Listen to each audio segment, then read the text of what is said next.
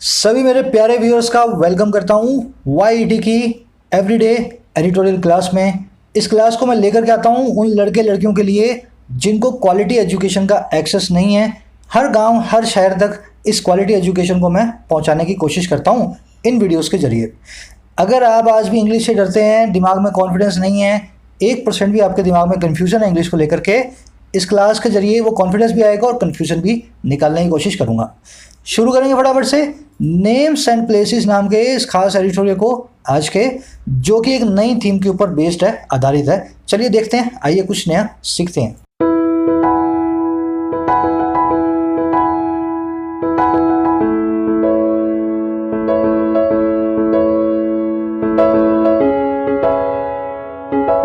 कह रहा names and places, नाम और जगहें। अब देखो कौन से नेम्स है कौन से प्लेसेस हैं, इसके टाइटल पैराग्राफ से हमें ज़्यादा जानने को मिलेगा। कह रहा uniformity in place names in English and the local language should not create confusion. कह रहे यूनिफॉर्मिटी जो है ना, एक जैसा नाम बनाने की कवायद है, एक जैसा रूप देने का जो काम है यूनिफॉर्मिटी। इस वर्ड को हम तोड़ेंगे आगे जाके, अभी एक बार समझें आप इसको। यूनिफॉर्म मतलब एक जैसा रूप। कह रहे एक जैसा ये रूप देने का काम है ना यूनिफॉर्मिटी का, प्लेस के नेम्स पे, जगहों के नाम पे, इंग्लिश में और लोकल लैंग्वेज में, उसको नहीं क्रिएट करना चाहिए कन्फ्यूजन को, उसको नहीं तैयार करना चाहिए किसी के लिए कन्फ्यूजन। तो अगर आप एक जैसा नाम देने की कोशिश ना करें लोकल लैंग्वेज और इंग्लिश के अंदर, अगर आप ऐसा करेंगे तो जगहों के नाम इंग्लिश में बदल जाएंगे, हिंदी में बदल जाएंगे और लोगों को बहुत कन्फ्यूजन आएगी। थोड़ा डिटेल में आगे देखेंगे, मालूम चलेगा हमें यूनिफॉर्मिटी कैसे लाने की कोशिश कर रहा है तमिलनाडु। अब देखो इस सेंटेंस में देखने वाली चीज़ों पे आते हैं। पहले सेंटेंस का सब्जेक्ट कौन है? यूनिफॉर्मिटी। सेंटेंस की वर्ब कौन है? Should not create. नॉट एक एडवर्ब है, शुड मॉडल वर्ब है, क्रिएट मेन वर्ब है, ठीक है ना। ये ग्रीन और पिंक क्यों है? आपकी बेहतर अंडरस्टैंडिंग के लिए। जिन लोगों को आज भी कंफ्यूजन है इंग्लिश के अंदर, एज अ टीचर मैं आपसे इस चीज़ का दावा करता हूँ, आपको सब्जेक्ट और वर्ब पकड़ने में बहुत दिक्कत आती है। अगर आप कैसे भी करके मेरे साथ इस एक्सरसाइज को रोज़ करने लगें, थोड़े दिनों के अंदर सब्जेक्ट वर्ब का झमेला आपका खत्म हो जाएगा। उसके बाद शुरू होगी रियल इंग्लिश, जहां से आपको अपने आगे जो है ना सफलता को पाना है। तो सब्जेक्ट वर्ब को मैंने पूरे एडिटोरियल का मार्क कर दिया है। आधा घंटा इस एक्सरसाइज को करता हूं मैं रोज। आप लोगों के लिए इसका बेहतर बेनिफिट उठाएं, मेरे सब्जेक्ट से अपना सब्जेक्ट, मेरी वर्ब से अपनी वर्ब को मिलाने की कोशिश करें। चलो अच्छा, अब देख लेते हैं फटाफट से इस यूनिफॉर्मिटी वर्ड को तोड़ करके और इससे बनने वाले दूसरे वर्ड्स को रूट वर्ड के साथ पकड़ेंगे अपने। यूनो मतलब एक, फॉर्म मतलब रूप, यूनिफॉर्म मतलब एक रूपता। अच्छा, यूनो को मैं किसी और वर्ड के आगे लगाना चाहूँ, मान लो एनिमस के आगे लगा दूँ। एनिमस मतलब जान, एनिमस मतलब आत्मा।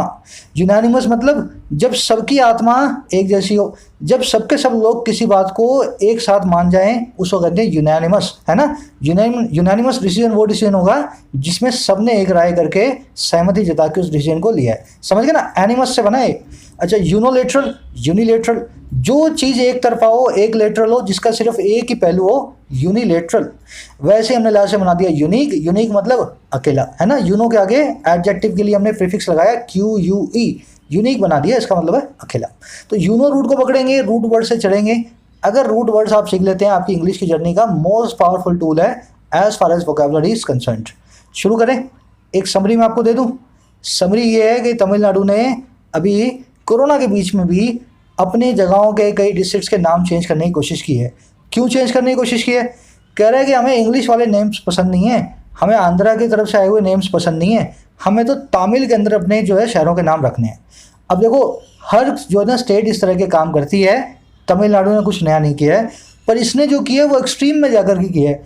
इसने ऐसे नाम बना दिए चीज़ों के जो आप बोल भी नहीं पाएंगे। अभी अपने एडिटोरियल में आगे पढ़ेंगे, है ना। तो कह रहे हैं आपने किया, अच्छी बात है, पर इतना एक्सट्रीम में क्यों चले गए? यूनिफॉर्मिटी के चक्कर में अब लोगों को धक्के खाने पड़ेंगे अपना बर्थ सर्टिफिकेट नया बनवाने के लिए, अपना आधार कार्ड नया बनवाने के लिए, क्योंकि आपने 130 डिस्ट्रिक्ट के साथ 130 डिस्ट्रिक्ट हैं, उनके नाम चेंज कर डाले इस पूरे की पूरी तैश में आकर के। बस यही कह रहा है कि ऐसा काम मत किया करो जो प्रैक्टिकल ना हो, ऐसा काम नहीं करो जिससे आपकी हंसी उड़े। इतने लोगों को परेशान कर दिया आपने कोरोना के बीच। समझ गए? कोशिश करेंगे इसको आप कमेंट सेक्शन में डालने की। समरी को आप मेरे साथ डिटेल में अभी देखेंगे, धीरे धीरे पढ़ते जाएं और डालते जाएं। आज के एडिटोरियल की टोन है प्रैग्मैटिज्म। स्पेलिंग देख लें, यहाँ पे मैंने लिख दी है। इसका मतलब होता है आप प्रैक्टिकबिलिटी को, प्रैक्टिकल चीज़ों को बढ़ावा दे रहे हो। इस एडिटोरियल में यही कह रहा है कि आप प्रैक्टिकली काम करो। प्रैक्टिकली आपको ये काम नहीं करना चाहिए था, 130 शहरों के आपने नाम बदल डाले। कह रहा प्रैग्मेटिकली होकर के सोचोगे ना तो आपको पता लगेगा इससे आपने लोगों की परेशानियां बढ़ा दी हैं, ऑलरेडी जो लोग जो परेशान है कोरोना के अंदर। तो जब भी ऐसी टोन आपके पास आए जिसके अंदर एडिटोरियल कुछ प्रैक्टिकल काम करने को आपको कह रहा हो, उसकी टोन अपने बना देते हैं प्रैग्मेटिज्म, है ना। ये वर्ड भी आएगा एडिटोरियल के अंदर आगे, आपको और ज़्यादा अच्छे से पुख्ता हो जाएगा इसकी टोन क्या है। शुरू करें, चलो।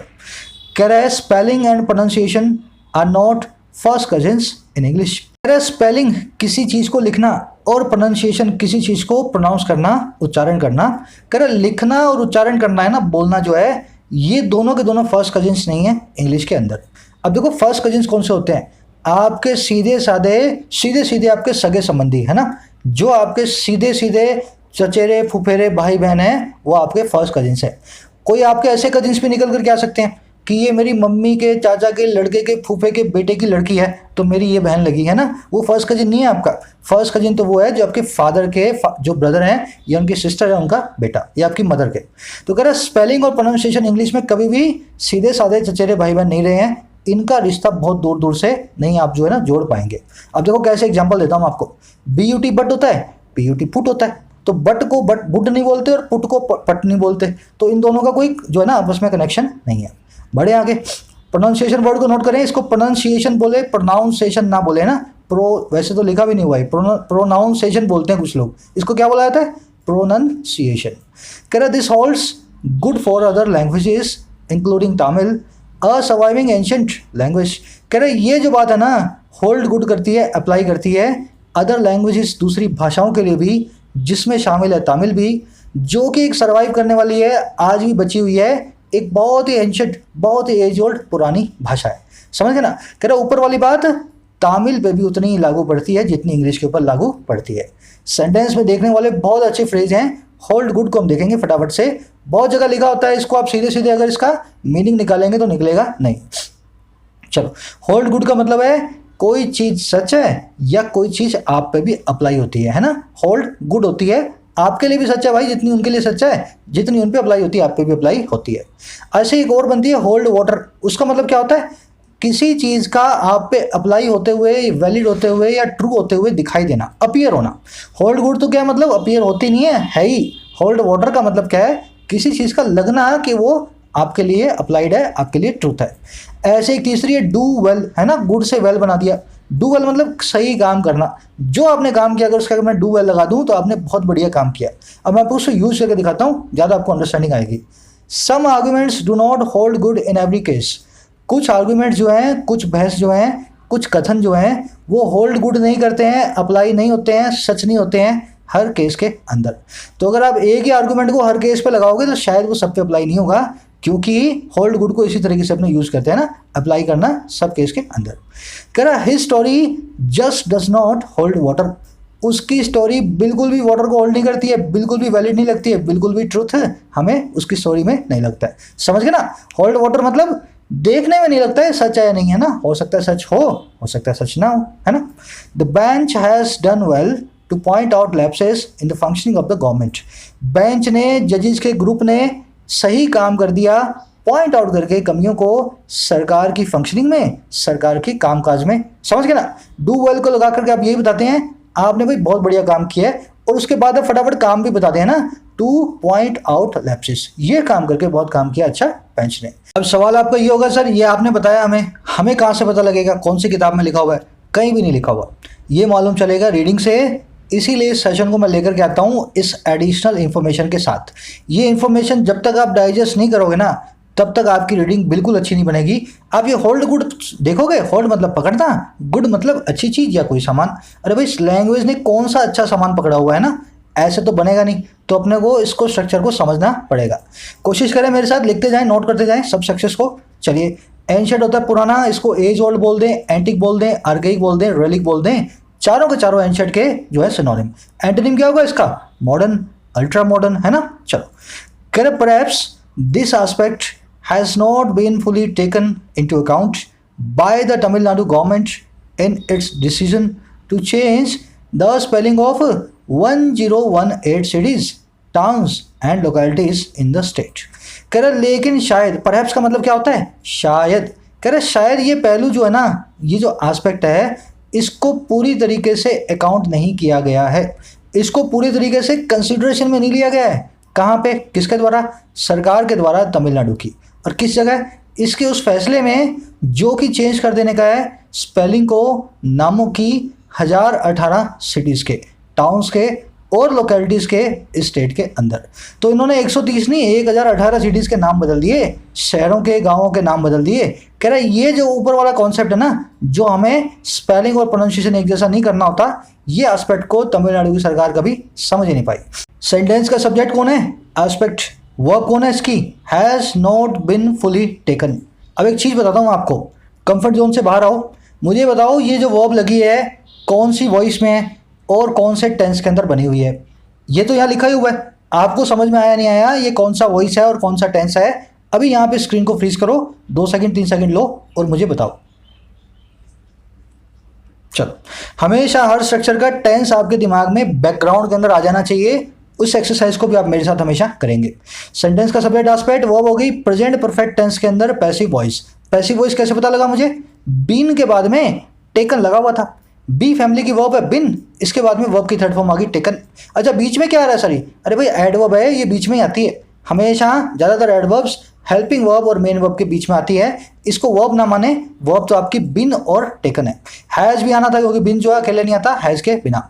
अब ध्यान अगर आप दोगे ना तो ये पैसिव वॉइस है। पैसिव वॉइस होने का मतलब क्या है? एस्पेक्ट ने कोई काम नहीं किया है भाई, एस्पेक्ट के ऊपर काम हुआ है, एस्पेक्ट को फुली टेकन नहीं किया गया है अकाउंट के अंदर, है ना। समझो इन चीज़ों को, बहुत ज़रूरी है आपके लिए। टेक इनटू अकाउंट मतलब किसी चीज़ को कंसीडर करना, अपनी कैलकुलेशन में लेना। बढ़े आगे।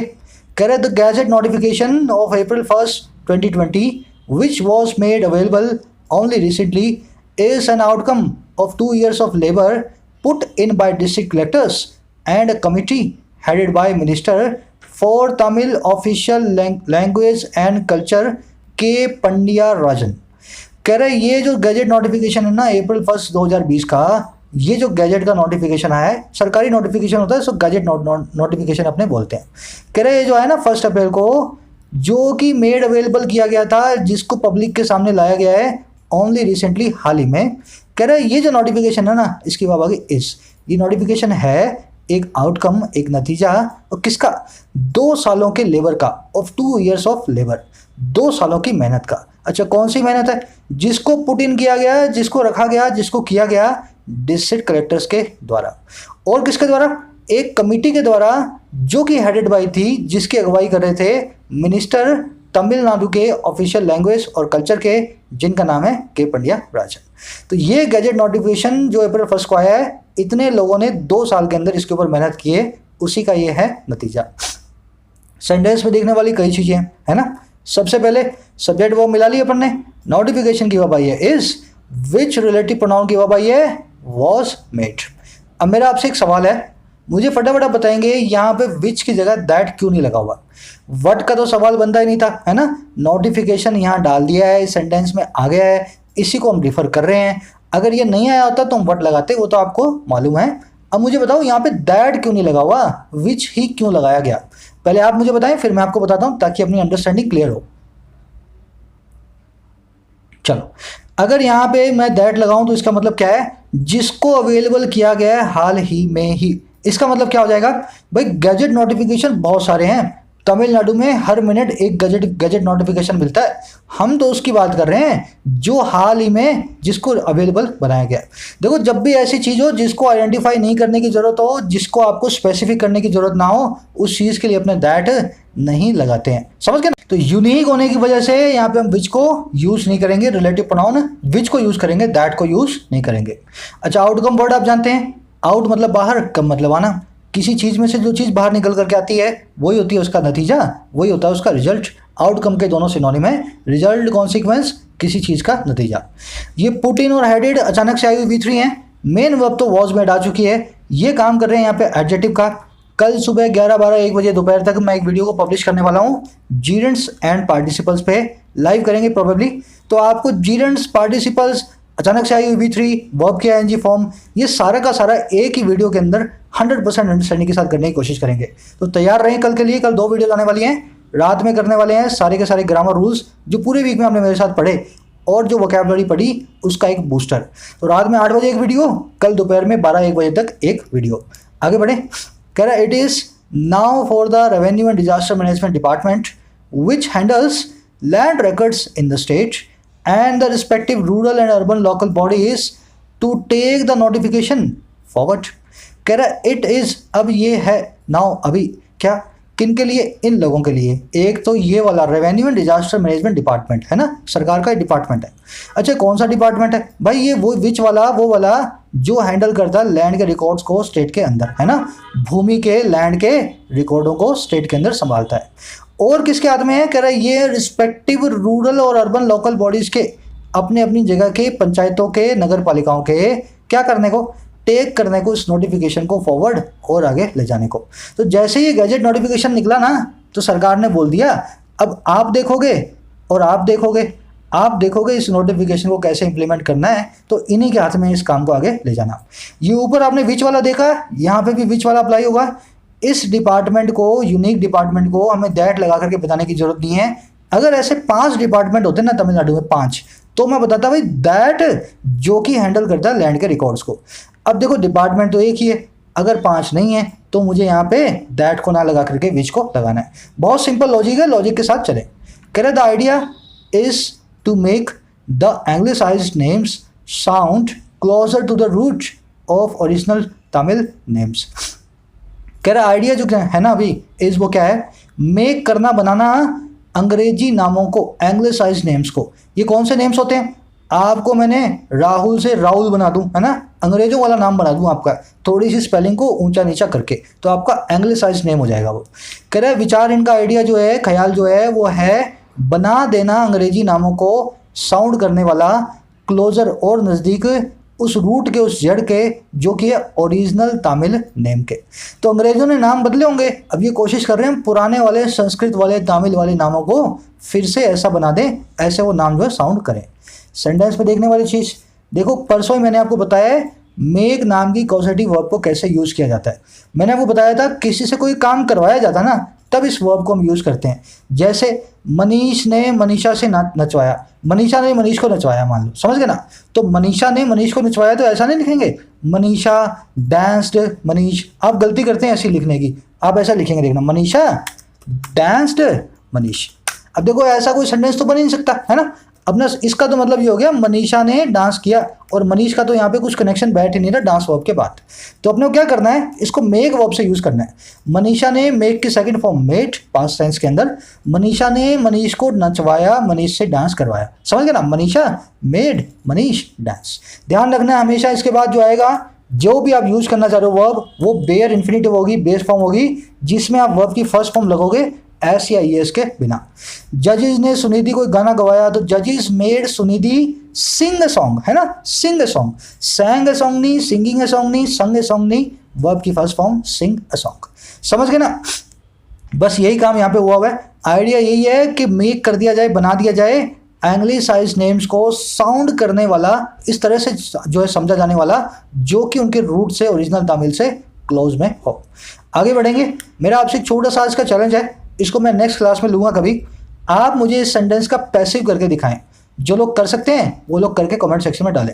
पहले सेंटेंस और दूसरे सेंटेंस को पैसिव में चेंज करें, इसमें ये मेक वाला थोड़ा सा फॉर्मूला चेंज हो जाता है। मैं जानना चाहता हूँ कितने लोगों को मालूम है, फिर अगली क्लास के अंदर मैं आपको क्लियर करूँगा। बढ़ते हैं आगे। कह रहा है as a matter of principle this is welcome but it is also advisable to discover the root of the name. कह रहे हैं as a matter of principle, principle के हिसाब से ना, अगर रूल के हिसाब से देखें तो इसको बहुत वेलकम है, इसको हम बड़ा स्वागत करते हैं। तमिल लोगों को तमिल नाम मिलेंगे बोलने के लिए। कह रहे लेकिन ये भी बहुत एडवाइजेबल है, इस चीज़ की बहुत सलाह दी जाती है कि डिस्कवर करें रूट को उस नाम के, सिर्फ अपनी धुन में आकर के नाम ना चेंज करें, पहले उस नाम की रूट को देखें। हो सकता है वो रूट पहले से ही सही पड़ी हो, आपने उसको बिना बात के चेंज कर दिया हो। तो कह रहे बहुत वेलकम है, पर ध्यान से देखो। आगे बढ़ते हैं। कह रहे this does not mean that other factors such as confusion among the public and culture and social sentiments can be ignored.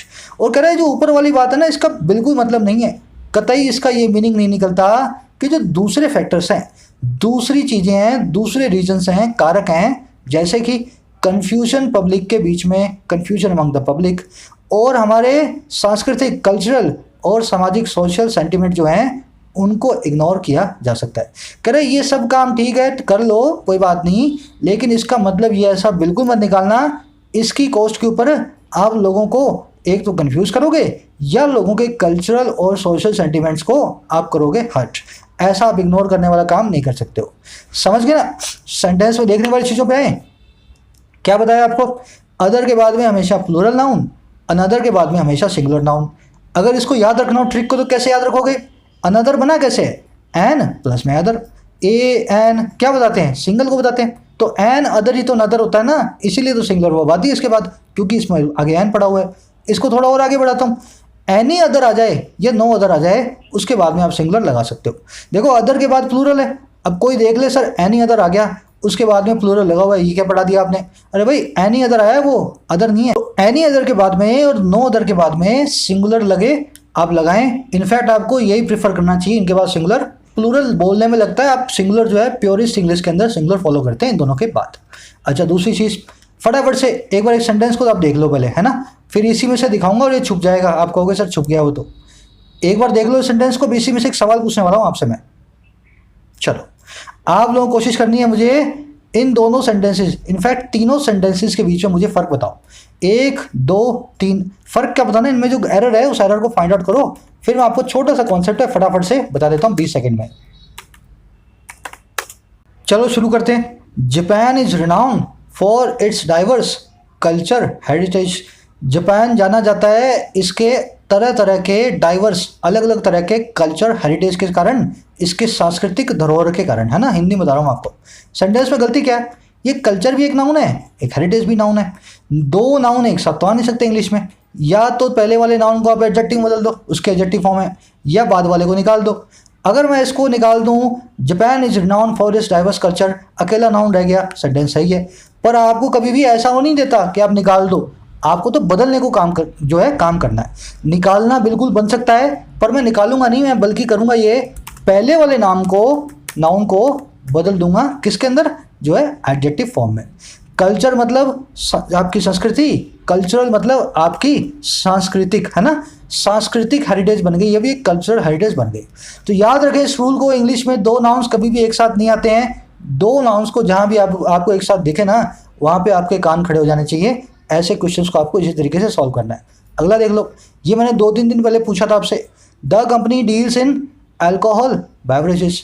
Company deal in करती है। अब डील इन करने का मतलब क्या होता है? किसी चीज़ के अंदर व्यापार करना, किसी चीज़ के अंदर आप जो है बिजनेस करते हो। तो कंपनी बेचती है अल्कोहल बेवरेजेस को। अब देखो अल्कोहल भी नाउन है, बेवरेज भी नाउन है ना। जब दोनों नाउन है तो एक साथ नहीं आएंगे, तो अल्कोहल को क्या करो, या तो इस बेवरेजेस को निकाल दो तो सेंटेंस सही बन जाएगा, कोई बात नहीं। पर उससे सेंटेंस का मीनिंग बदल गया।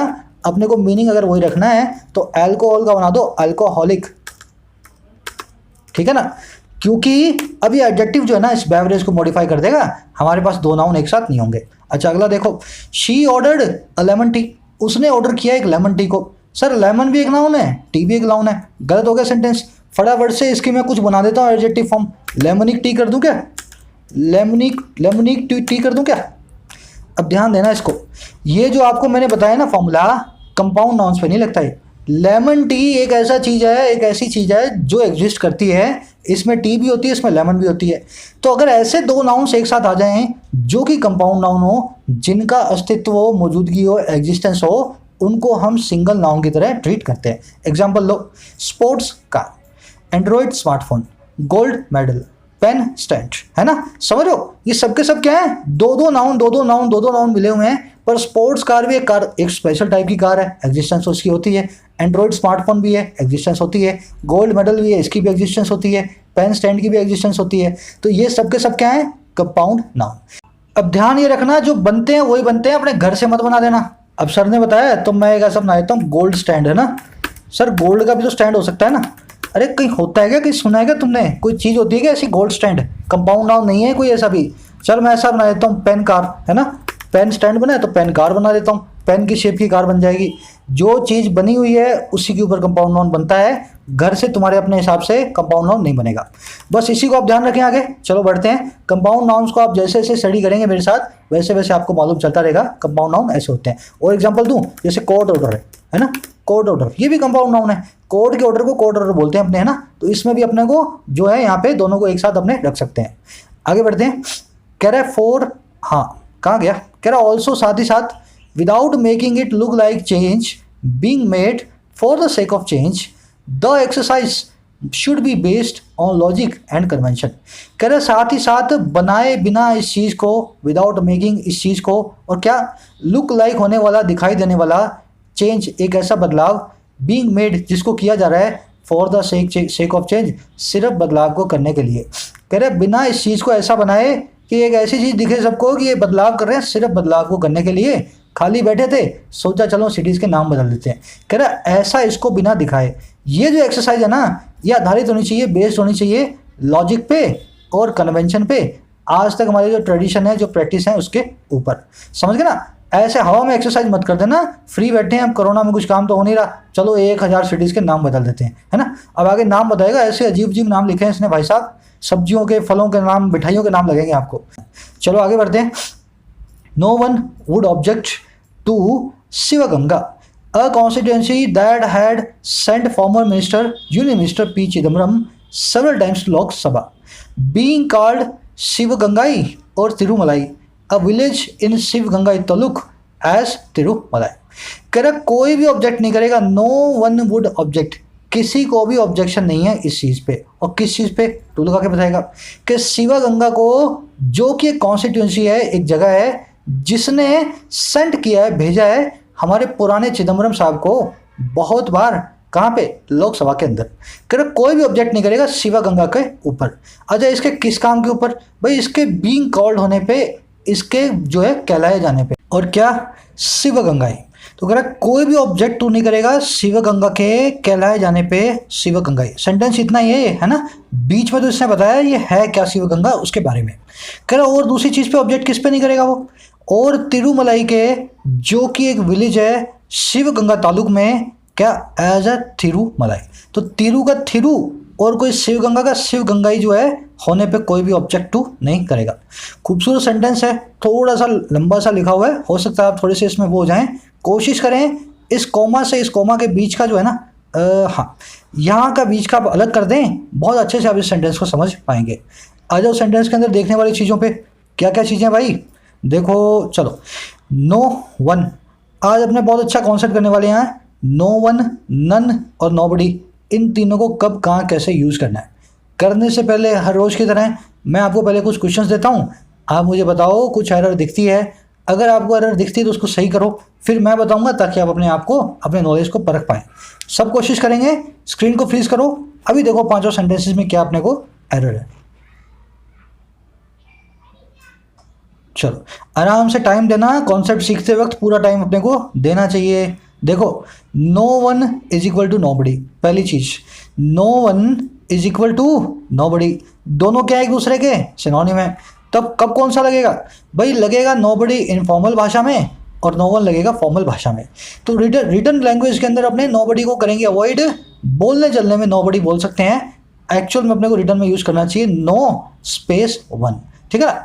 अच्छा इसका मतलब क्या होता है, ये लगेगा ह्यूमंस के लिए, सिर्फ और सिर्फ इंसानों के लिए। जैसे आप हु लगाते हो ना हु, वैसे ही हु के लिए अपने पास इंडेफिनिट प्रोनाउन है नो वन, है ना।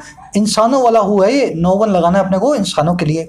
अच्छा नन के लिए, जिसमें सब कुछ आ जाए वो है नन, जिसमें इंसान भी आ जाए, जानवर भी आ जाए, कुत्ता भी आ जाए, फर्नीचर भी आ जाए, समझ गए ना। सब चीज़ों के लिए अपने नन लगा सकते हैं और वैसे अपने नो वन लगाएंगे इंसानों के लिए। अच्छा इसका मतलब क्या हुआ, इसका मतलब ये हुआ जहां जहां नो वन लगना है वहां वहां नन लग सकता है, समझ गए ना। जहां जहां नो वन लगना है वहां वहां नन लग सकता है, क्योंकि नन तो इंसानों के लिए भी लगता है। तो नो वन को आप इंसानों के लिए लगाएंगे, नन को आपको जहां लगाना है वहां जैसे आप जो लगा दें।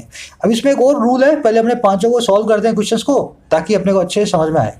No one can understand how I feel, कोई भी अंडरस्टैंड नहीं कर सकता कैसे मैं फील करता हूँ। नो वन मतलब इंसान की बात हो रही है, अंडरस्टैंड तो इंसान ही करेगा ना, कोई जानवर तो करेगा नहीं। अगर जानवर करेगा तो नो वन गलत है, मान लेना अपने हिसाब से, यहाँ पे ना आना चाहिए, है ना। तो no one can understand how I feel का मतलब यही है, दुनिया में कोई इंसान फील नहीं कर सकता कैसा मैं फील करता हूँ, समझ नहीं सकता। सेंटेंस के अंदर नो एरर है, अगर इस सेंटेंस को मैं सिर्फ इंसानों के लिए बात कर रहा हूँ तो। अच्छा, कोई कह दे सर मेरे पालतू जानवर है, वो मेरे को समझ लेता है, तो उस केस में क्या करूँगा मैं? None can understand how I feel. मेरे पास 5 कुत्ते हैं, मैं कह रहा हूँ यार इनमें से एक भी नहीं समझ सकता मैं कैसा फील कर रहा हूँ, है ना। तो जानवरों की बात हो गई, इंसान है या जानवर है, अपने को तो नन लगा के दोनों को ही बता देना है। तो इस सेंटेंस में तो कोई एरर है ही नहीं, आप चाहे कुछ भी मान लो, नन तो यहाँ पे बिल्कुल ठीक पड़ा है। तीसरा देख लो, no one of your tricks will work on me. तुम्हारी कोई ट्रिक्स में से मेरे ऊपर नहीं चलेगी, तुम्हारा एक भी पैंतरा मेरे ऊपर नहीं चलने वाला है। किसका भाई? तुम्हारा पैंतरा, तुम्हारे पैंतरों में से एक भी नहीं चलेगा। अब देखो नो वन लग गया पैंतरों के लिए, है ना। तुम्हारे 10 पैंतरे हैं, 10 ट्रिक्स हैं, उनमें से एक भी नहीं चलेगी। क्या बताया मैंने? नो वन लगेगा ह्यूमंस के लिए। फटाफट से इसको देखो और बना दो none. None of your tricks will work on me, none of your tricks will work on me. अगला देखो, no one of your answers are right. तुम्हारे आंसर्स में से कोई भी सही नहीं है। No one of your answers are right. Answers के लिए लगा है, नो वन नहीं लग सकता। निर्जीव वस्तुओं के लिए, इनएनिमेट ऑब्जेक्ट्स के लिए अपने यूज करते हैं नन को। None of your answers are right. अभी लास्ट वाला ध्यान से देखना, no one of the boys had the courage to face the robbers. एक भी लड़के में भी करेज नहीं था रॉबर्स को फेस करने का, लुटेरों को सामना करने का। अब देखो नो वन किसके लगा है यहाँ पे लगा है बॉयज़ के लिए।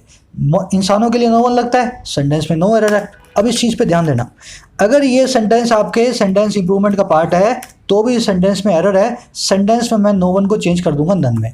ध्यान से सुनना क्यों करूंगा। ये जो आपको नन और नो वन वाला मैंने बताया ना, जब आपके पास ऑफ करके सिलेक्शन का काम हो ना, तो नन को यूज़ करें आप। वैसे तो आप यहाँ पे नो वन भी लगा सकते हो, बॉयज़ है, इंसान है। No one of the boys had the courage to face the robbers, sentence में कोई गलती नहीं है। पर अगर सेंटेंस इंप्रूवमेंट का पार्ट हो, सेंटेंस को इंप्रूव करना हो, तो अपने नन ऑफ वाली जो स्ट्रक्चर है ना, इसको ज़्यादा यूज़ करते हैं बजाय नो वन ऑफ वाली स्ट्रक्चर के। ध्यान रखें इस चीज़ को, नो वन ऑफ वाली गलत नहीं है, पर इंप्रूवमेंट के टाइम नो वन ऑफ को अपने नन ऑफ में चेंज करेंगे, क्योंकि ये ज़्यादा कोलोक्वियल है, ये ज़्यादा बोली जाती है, इसी को ज़्यादा स्टैंडर्ड अपने मानते हैं। तो हमेशा नो वन ऑफ से ज़्यादा प्रीफर आप किसको करेंगे? नन ऑफ को करेंगे। जैसे ही आए इसमें इसको आप चेंज कर देंगे। सिंपल सा कॉन्सेप्ट है। बढ़े आगे, यहाँ पे क्या था? नो वन वुड ऑब्जेक्ट, मतलब कोई भी इंसान ऑब्जेक्ट नहीं करेगा। हमने सीधे सीधे नो वन को देखते बता दिया है, यहाँ पे इंसानों की बात हो रही है। आगे बढ़ते हैं। नाम इसका जैसे ही हैं सारे ना, मलाई वलाई रस मलाई आपको याद आ जाएगा। ऐसे सारे के सारे नाम इन्होंने शहरों के रख डाले हैं। कह रहा but the process of deanglicisation should not be taken to an illogical extreme. कह रहा है एक ऐसी जो प्रोसेस है डी एंग्लिसाइजेशन की, चीज़ों के नामों को फिर से तमिल बनाने की, उसमें से इंग्लिश को दुखाड़ फेंकने की, कह रहा है इसको नहीं लिया जाना चाहिए। कहाँ तक? तू लगा के बता रहा है, एक इलॉजिकल एक्सट्रीम तक। इतना एक्सट्रीम तक जो इलॉजिकल हो जाए, जिसके पीछे लॉजिक ही खत्म हो जाए, है ना। लोगों को आपके नाम जो है समझ में नहीं आए, बोल ही ना पाए, ऐसा नाम मत रखो दो सिर्फ इंग्लिश को उखाड़ फेंकने के लिए। कह रहे for instance, for example, when Coimbatore becomes Koyampathur और Vellore turns into Vilur, it defies both convention and logic. कह रहे एग्जाम्पल के लिए, जब कोयम्बटूर को ये अजीब सा बना दोगे आप, है ना, कोयम्पुतूर ऐसा कुछ बना दोगे, और वेलोर को बना दोगे विलूर, तो ये डिफाई कर देगा, हरा देगा, चैलेंज कर देगा, डिसरिगार्ड कर देगा दोनों को। एक तो लॉजिक को, दूसरा कन्वेंशन को। आज तक हमारे जो परंपरा है, जो संस्कृति है, जिस तरीके से हम काम करते आ रहे हैं उसको। और कह रहे ये जो चीज़ है ना ऊपर वाली, ये कॉज भी कर देगी बहुत कन्फ्यूजन को, बहुत सारी कन्फ्यूजन पैदा कर देगी। आगे बढ़े। कह रहे लाइक वाइज, इसी तरह से, लाइक वाइज वर्ड को नोट करें यहाँ पे ना। लाइक वाइज मतलब क्या होता है? इसी तरीके से। कह रहे इसी तरीके से Srirangam and Srivilliputhur centres of religious importance have been changed into Thiruvarangam and Thiruvilliputhur. कह रहे इसी तरीके से इन दोनों के नाम का भी बेड़ा गर्क इन्होंने कर दिया है, दोनों के नाम भी चेंज कर दिए हैं, है ना।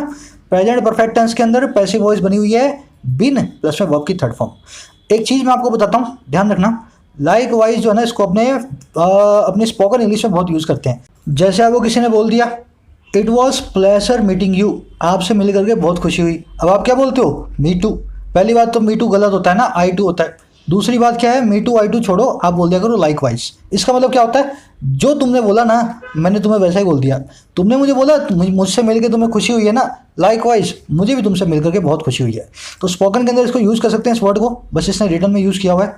कह रहा है Tamil purist may argue that Thiru is the equivalent term for Shri. But what should not be overlooked is that it is because of religious sensibilities that neighboring Andhra Pradesh has seldom attempted to give Telugu favor to Tiruvati.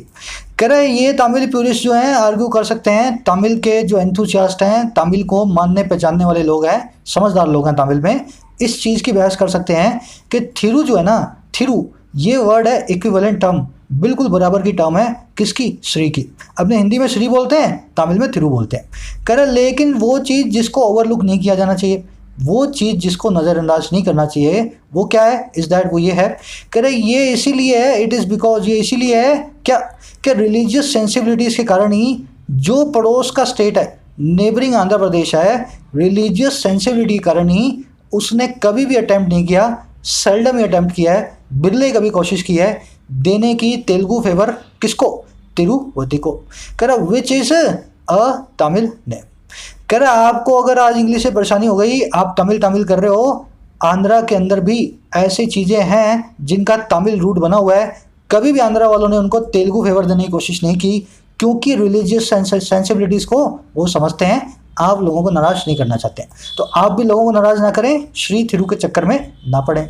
समझ गए sentence को, repeat करने की ज़रूरत नहीं है ना। अब इस सेंटेंस में अपना मेन ग्रामर कॉन्सेप्ट आज का फटाफट इसको पूरा करेंगे। कॉन्सेप्ट अपना ये है, सेल्डम का मतलब होता है विरले, कभी कभी, ना के बराबर। फटाफट से दोनों सेंटेंसेस के अंदर बताओ कौन सा सेंटेंस सही है, कौन सा सेंटेंस गलत है। पहले आप मुझे बताएंगे, फिर मैं आपको बताऊंगा। कॉन्सेप्ट हम पहले भी कर चुके हैं, एक बार इसको फटाफट से अपने सरसरी निगाह से देखेंगे। चलो, I seldom go out after dinner, adverb होती है सेल्डम, मतलब क्या होता है, ना के बराबर। मैं कभी डिनर के बाद, आफ्टर 10 PM 10 PM के बाद कभी ही बाहर जाता हूँ, ना के बराबर बाहर जाता हूँ, इमरजेंसी नहीं हो तब तक नहीं जाता। अब इस एडवर्ब को मैं शुरू में ले आया, सेल्डम आई गो आउट आफ्टर 10 PM। जैसे ही मैं इसको शुरू में ले आया ना, यहाँ पे एक रूल को मैंने कर दिया मिस, जो कि कहता है इन्वर्जन का। ये रूल क्या कहता है, आप सेंटेंस के अंदर इन्वर्जन कर दोगे जब नेगेटिव एडवर्ब्स, जैसे ना के बराबर है, सेल्डम है, रेयरली है, बेयरली है, सबके नाम बताऊंगा मैं, रुक जाओ आप। जब ऐसी ये एडवर्ब्स आ जाएंगी ना, कौन सी, नेगेटिव एडवर्ब्स, कहाँ पे, सेंटेंस की शुरुआत में। जब ऐसे आ जाएंगी ना, सेंटेंस को इन्वर्ट कर देना है। अब कैसे करना है, इन्वर्जन का मतलब है सेंटेंस की हेल्पिंग वर्ब को सेंटेंस के सब्जेक्ट से पहले ले आओ। तो आई गो आउट आफ्टर 10 PM में गो हो गई मेन वर्ब, हेल्पिंग वर्ब यहाँ पे है नहीं। ऐसे केस के अंदर हम क्या करते हैं, helping verb do does did को निकालते हैं सेंटेंस के टेंस और सेंटेंस के सब्जेक्ट को देख के। आई के साथ क्या लगता है, डू, है ना, do. Seldom do I go out after 10 PM। समझ गए ना, क्या कर दिया मैंने, सेंटेंस की हेल्पिंग वर्ब को सेंटेंस के सब्जेक्ट आई से पहले ले आया, क्योंकि सेल्डम नाम की एक नेगेटिव एडवर्ब मेरे को शुरू में दी हुई थी। अब ये सारी नेगेटिव एडवर्ब्स मैं आपको एक ही शीट में दिखा रहा हूँ, एक ही लिस्ट के अंदर। Hardly, barely, scarcely, rarely, seldom, never, nowhere, only later, only then, not only, no sooner, little, under no circumstances, in no way. आपको इनको याद करना पड़ेगा, देखते जाओ मेरे साथ एक एक करके, सबको धीरे धीरे आपको ना एक एक करके मैं जो एडिटोरियल के अंदर बताता हूँ। एग्जाम्पल के लिए मैं आपको बता देता हूँ एक दो सेंटेंसेस को। जैसे नॉट ओनली है, not only she was beautiful but also wealthy, ना केवल वो खूबसूरत थी बल्कि पैसे वाले भी थी, है ना। तो नॉट ओनली शुरू में आ गया ना, तो शी वॉज नहीं होगा, not only was she beautiful but also wealthy. ये जो है ना गोल्ड स्टैंडर्ड क्वेश्चन है SSC बैंक्स के, ये क्वेश्चन जो है ना वो कभी नहीं भूलता देने आपको, किसी भी एग्जाम पेपर में आपको इनकी झलक मिल जाएगी। तो नेगेटिव एडवर्ब्स को कभी भी मिस ना करें, इन्वर्जन करना हो वहाँ फटाफट से इन्वर्जन को कर डालें। नोट करेंगे आप इन सबको। आज का आपका क्विज क्या है, मैंने इसके ऊपर एक स्पेशल वीडियो की हुई थी मेंबर्स की। इस वीडियो के अंदर मैंने 10 क्वेश्चंस पूछे थे मेंबर्स के लिए। इस वीडियो को मैं यहाँ डाल भी दे रहा हूँ ऊपर, उस वीडियो को देख लें आप। बाकी लोग इसी फॉर्मूला के ऊपर 10 के 10 क्वेश्चंस के अंदर नेगेटिव एडवर्ब को शुरू में ला करके सेंटेंस को इन्वर्ट करेंगे, ठीक है ना। एग्जांपल के लिए नेवर है ना, नेवर को मैं शुरू में लाऊंगा। Megha had never been to such a nice restaurant, never को मैं शुरू में लाऊंगा। अब बताओ मुझे सेंटेंस कैसा बनेगा ना, नेवर तो शुरू में आ गया। तो 10 के 10 में यही काम करना है। लंबा क्विज है, हर रोज की तरह आंसर आपको दोपहर में 12-1 बजे घूमते फिरते यूट्यूब पर मिल जाएंगे। कम्युनिटी टैब के अंदर मैं अपडेट कर दूंगा, ठीक है ना। फटाफट से करें इसको, 10 के 10 क्वेश्चन का स्क्रीनशॉट लें, सबके सब लोग इसको ट्राई करेंगे। चलो आगे बढ़ते हैं। देखो, कोई भी ऐसी चीज़ हो ना जो आपको याद करने की मैं बताऊं, उस चीज़ को याद करने का मतलब क्या होता है, उसकी प्रैक्टिस करो आप, बार बार उस पर सेंटेंस बनाओ। एक वक्त ऐसा आएगा, अब मुझे आपको नींद में उठा के पूछ ले यार नेगेटिव एडवर्ब क्या होती है, मैं 5-10 तो ऐसे बता दूंगा, क्योंकि जहाँ भी आती है मैं अपना दिमाग चलाने की कोशिश करता हूँ। ये देखो सेल्डम आया हुआ है, तो कोशिश आपको करनी है इसी तरीके से अपने दिमाग को कंडीशन करना है। आगे बढ़ते हैं। कह रहा है apart from the initial confusion over the new spellings, people in the areas concerned have started becoming anxious about getting crucial documents of identification changed once the gazette notification is implemented. Apart from मतलब सिवा इसके, apart from मतलब इसी के साथ साथ। तो कह रहे अपार्ट फ्रॉम सिवा इस चीज़ के, किसके, इनिशियल कन्फ्यूजन के, शुरुआती कन्फ्यूजन के, नई स्पेलिंग्स के ऊपर, है ना। किसी को स्पेलिंग लिखनी नहीं आ रही, किसी को समझ में नहीं आ रही। कह रहे सिवा इस चीज़ के जो लोग हैं ना उन एरियाज़ में जो कि कंसर्न है, रिलेटेड एरियाज़ हैं, जो 1083 गाँवों के जो लोग हैं, कह रहे उन्होंने स्टार्ट कर दिया बिकमिंग होना एंशियस, बहुत ही परेशान। इनकी परेशानी शुरू हो गई है और किस बारे में, गेट करने में क्रूशियल डॉक्यूमेंटेशन, आइडेंटिफिकेशन के, पहचान के क्रूशियल जो डॉक्यूमेंट्स हैं उनको गेट करने में, और क्या चेंज्ड, उनको चेंज करवाने में। कब, जब वंस एक बार जो गैजेट नोटिफिकेशन है वो इम्प्लीमेंट हो जाता है। तो कह रहे कन्फ्यूजन तो ठीक है, स्पेलिंग वेलिंग सीख जाएंगे धीरे धीरे करके। परेशानी लोगों की अब ये हो गई है, अपने आईडी कार्ड्स को चेंज करवाना पड़ेगा, सबको एड्रेस को सही करवाना पड़ेगा अपने जिस जगह के अंदर जहाँ पे नाम चेंज हुआ है। समझ गए सेंटेंस को। Official notification is implemented, passive voice है जब इसको इम्प्लीमेंट किया जाता है। कह it is not the first time that the name change have happened in Tamil Nadu.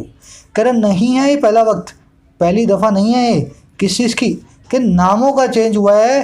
कहाँ पे, तमिलनाडु के अंदर। तो पहले भी इसने नाम चेंज किए हैं, देखते हैं किस चीज़ के किए हैं। कह रहे इनफैक्ट वास्तव में the state was known by the name of its capital Madras till January 1969। कह रहे स्टेट जानी जाती थी, स्टेट वॉज नोन किस नाम से, इसके नाम से, इसकी कैपिटल के, इसकी राजधानी के, जो कि क्या थी, मद्रास। और कब तक, जनवरी 1969 तक। और कह रहे the capital's name was change to Chennai 27 years later. इसके 27 साल के बाद कैपिटल का नेम चेंज कर दिया गया चेन्नई के अंदर 27 ईयर्स लेटर। यहाँ पे एक आरसीए क्वेश्चन बनता है, when was the name of Chennai Madras change into turn into Chennai. तो आपको यहाँ पे ना आरसी क्वेश्चन में ऐसी कैलकुलेशन भी दे सकता है वो, 69 में 27 जोड़ दो और जहाँ पे आप 27 जोड़ोगे उस ईयर में मद्रास का हमने बना दिया था चेन्नई। तो थोड़े अच्छे क्वेश्चन ऐसे ही बनते हैं आरसी के अंदर, है ना, सीधे सीधे आपको ईयर लिख करके नहीं देगा। बढ़े आगे। कह रहा बट लेकिन the need for pragmatism was not loss on the governments in the past. कह रहे लेकिन जो नीड थी ना, जरूरत थी प्रैग्मेटिज्म की। प्रैग्मेटिज्म मतलब आपकी प्रैक्टिकलिटी, आपका प्रैक्टिकल होने का नज़रिया। कह रहे जो जरूरत थी ना प्रैक्टिकल नज़रिए की, वो लॉस्ट ऑन नहीं थी, वो खो नहीं गई थी इन सरकारों के ऊपर पास्ट की, जो पास्ट में आई थी। तो पहले भी चेंज हुआ है पर सब काम प्रैक्टिकबिलिटी को देख करके हुआ था, किसी को कंफ्यूज करने के हिसाब से कोई काम चेंज का नहीं किया गया था। प्रैग्मेटिज्म पे एक वन वर्ड बनता है, one person who is practical in its approach and is always concerned with success और फेलियर। होता ना एक आदमी, उसको सिर्फ सक्सेस और फेलियर समझ में आता है, इसके अलावा किसी चीज़ से वो कंसर्न नहीं है, उस आदमी को हम क्या बोलते हैं, प्रैग्मेटिस्ट। एक वन वर्ड है प्रैग्मेटिस्ट। बस प्रैग्मेटिस्ट से ही हमने इस वर्ड को निकाला है, प्रैग्मेटिज्म। जो आदमी प्रैग्मेटिस्ट हो वो प्रैग्मेटिज्म को फॉलो करता है। बढ़े आगे। कह रहा है despite being called Thiruperumbudur in Tamil, the spelling of the town in English was retained as Sri Perumbudur in official documents. अब पास्ट की बात बता रहा है। कह रहा है बावजूद कहलाए जाने के इस नाम को कहाँ पे, तमिल के अंदर, जो स्पेलिंग थी इस टाउन की इंग्लिश में, उसको रिटेन किया गया था ऑफिशियल डॉक्यूमेंट में श्री पेरुम्बुदुर के नाम से। तो कह रहा पुराने टाइम पे पूरा रीजन के हिसाब से काम चलता था, फालतू की बाल की खाल नहीं निकालते थे, चाहे इसका नाम तमिल में ये होगा, सरकारी डॉक्यूमेंट्स में हमने आज भी श्री पेरुम्बुदुर के नाम से ही उसको चलाया है। कह रहा आफ्टर ऑल, सब चीज़ों को छोड़ के, आफ्टर ऑल या सब चीज़ों के बाद, the term Tamil Nadu itself is an anglicised name. जो टर्म तमिलनाडु है ना, वो अपने आप में ही एक एंग्लिसाइज्ड नेम है, वो अपने आप में एक ऐसा नाम है जो अंग्रेजों ने हमें दिया है। तो कह रहे तमिलनाडु ही अंग्रेजों ने दिया नाम तुम्हें, तुम इसके गांव शहरों के नाम बदल रहे हो, है ना। इटसेल्फ क्या है, एम्फेटिक प्रोनाउन है।